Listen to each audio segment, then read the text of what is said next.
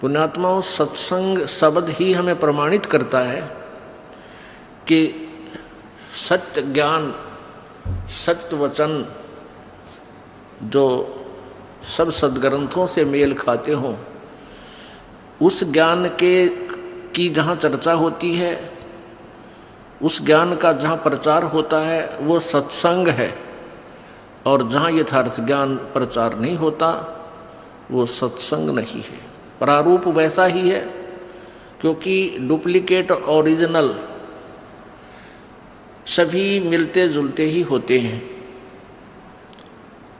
लेकिन उनकी जो परख जानता है ओरिजिनल और डुप्लीकेट को, उसको बहुत अंतर नजर आता है।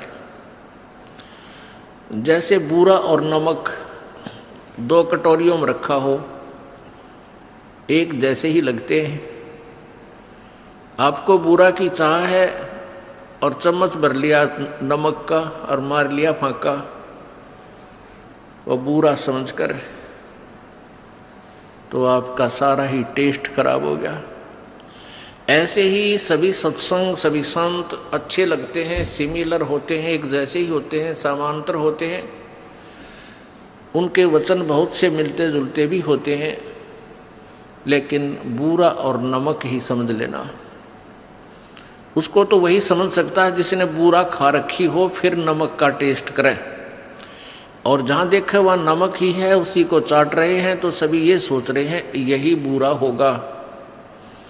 ऐसा नहीं है। दास ने तो ये शब्द बोला है कि तीन लोक और भवन चतुर्दश कोई नहीं सत्संगी। ये बहुत महत्व रखता है। पुण्यात्माओं, यदि इस ब्रह्मांड में, इन 21 ब्रह्मांडों में यदि यथार्थ ज्ञान होता तो परमेश्वर को यहाँ नहीं आना पड़ता।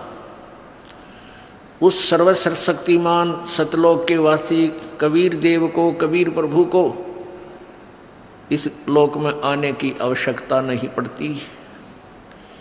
उस परमेश्वर को इसलिए आना पड़ता है कि इस काल के दूतों ने काल प्रेरणा से ज्ञान का अज्ञान बना रखा होता है।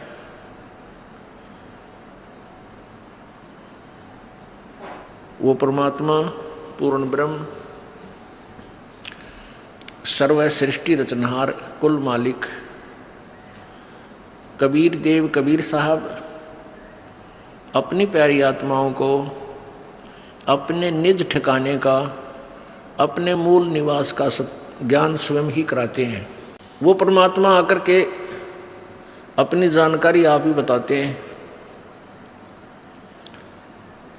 और कोई भी पृथ्वी पर ब्रह्मांड में यथार्थ ज्ञान से परिचित नहीं होता। पुण्यात्माओं, आपका सौभाग्य है कि आपको कलयुग के उस दौर में, कलयुग के उस समय में आपका मनुष्य जीवन है कि अब परमात्मा प्राप्ति सहज में हो सकती है।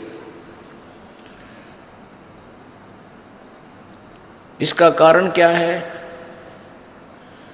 परमेश्वर कबीर जी अपने सत्यलोक से चलकर यहाँ रूपांतर करके आते हैं। इस काल को धोखा देते हैं। वो पहचान नहीं सकता कि ये पूर्ण परमात्मा है। यहाँ एक साधारण से मनुष्य का रूप धारण करके वो परमात्मा यहाँ प्रकट होते हैं। कभी अपने पुत्र सहजदास का, कभी जोगजीत का, कभी ज्ञानी का रूप बनाकर वो रह रहकर अपने बच्चों को संभालने के लिए इस काल के लोक में आते हैं। तो परमात्मा जब सर्वप्रथम रूपांतर करके अपने पुत्र सहजदास का रूप बना करके आए थे, जहाँ पर ये काल भगवान 1 लाख प्राणियों का आहार करता है, वहाँ एक तपतशिला है, एक तवा होता है, जैसे अच्छा लंबा चौड़ा तवा हो, और वो अपने आप पत्थर की टुकड़ी है, अपने आप स्वतः गर्म रहती है, बहुत तेज गर्म रहती है। और ये काल 1,00,000 मानव शरीरधारी प्राणियों के सूक्ष्म शरीर को उस तपतशिला पर डालकर इनसे गंध निकालता है, इनको खूब अच्छी तरह गर्म करता है और ये प्राणी वहां तड़फते हैं बुरी तरह उस तपतशिला के ऊपर। और इनके अंदर से सारे जीवन में जो इन्होंने स्थूल शरीर से जो विकार किए, कोई आहार किया, सुल्फा, तमाकू, शराब पी, वो सब अंश उस सूक्ष्म शरीर में डिपॉजिट होता है।